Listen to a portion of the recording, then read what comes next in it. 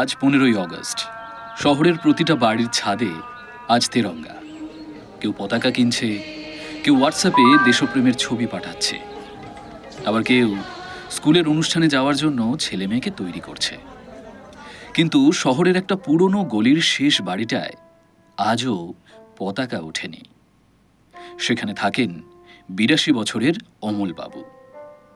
প্রতি বছর স্বাধীনতা দিবসের সকালে তিনি একটা পুরনো কাঠের বাক্স খুলে বসেন।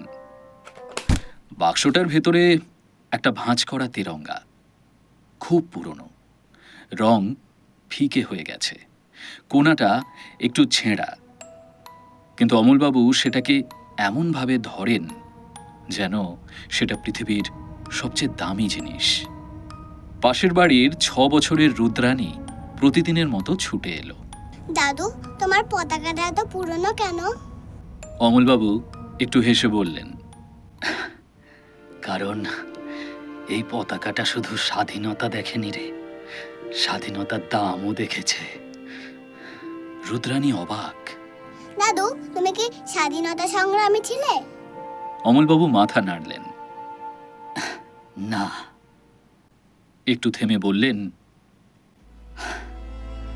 আমি ছিলাম একজন কাপুরুষ। রুদ্রাণী বিস্ময়ে চোখে তাকালো দাদুর দিকে। অমলবাবু জানালার বাইরে তাকালেন, তারপর ধীরে ধীরে বলতে শুরু করলেন। 1942। অমল তখন মাত্র 18। দেশ জুড়ে আন্দোলন চলছে। তার বড় দাদা অরুণ গোপনে বিপ্লবীদের সঙ্গে যোগাযোগ রাখতেন। এক রাতে বাড়িতে পুলিশ হানা দিল। অরুণ পালিয়ে গেলেন, কিন্তু যাওয়ার আগে অমলের হাতে একটা ছোট্ট তেরঙ্গা দিয়ে বলেছিলেন, যদি আমি না ফিরি তুই এটা লুকিয়ে রাখিস। অমল পতাকাটা লুকিয়ে রেখেছিল, কিন্তু দাদাকে বাঁচাতে পারেনি। কয়েকদিন পর খবর এলো অরুণ ধরা পড়েছেন। তারপর আর কোনোদিন বাড়ি ফেরেননি। অমল সারা জীবন একটা অপরাধবোধ বয়ে বেরিয়েছেন, কারণ দাদা যাওয়ার আগে বলেছিলেন, শোন, ভয় পাস না, আমার কিচ্ছু হবে না। কিন্তু অমল ভয় পেয়েছিল, অনেক ভয়।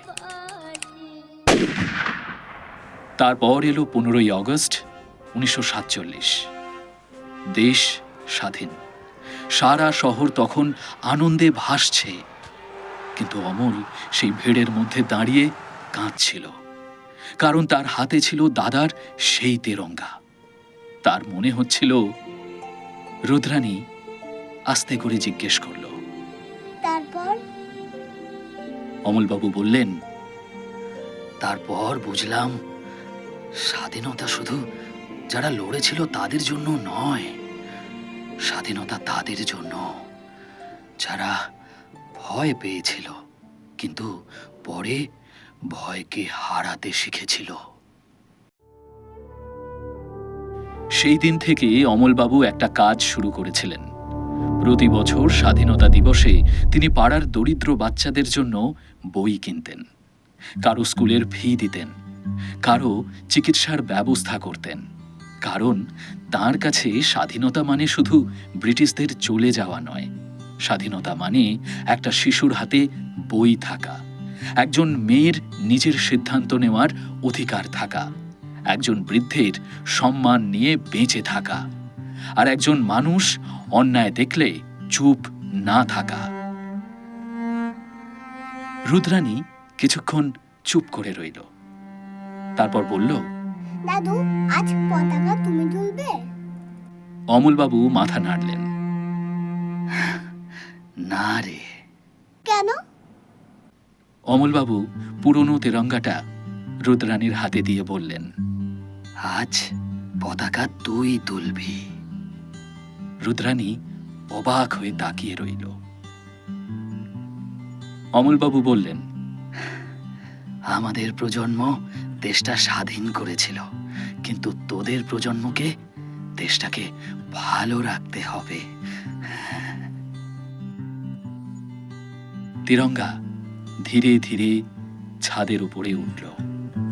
সূর্যের আলোয় পুরনো কাপড়টা ঝলমল করে উঠল। অমলবাবু স্যালুট করলেন।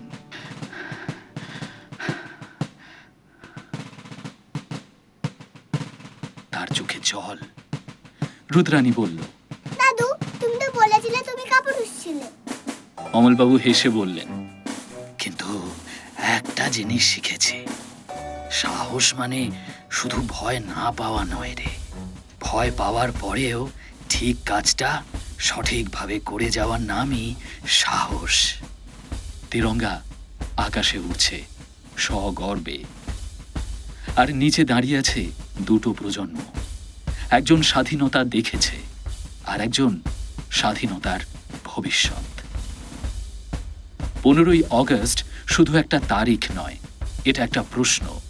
যে স্বাধীনতা এত মানুষ রক্ত দিয়ে কিনে দিয়েছিল, আমরা প্রতিদিন তার কতটা মর্যাদা রাখছি?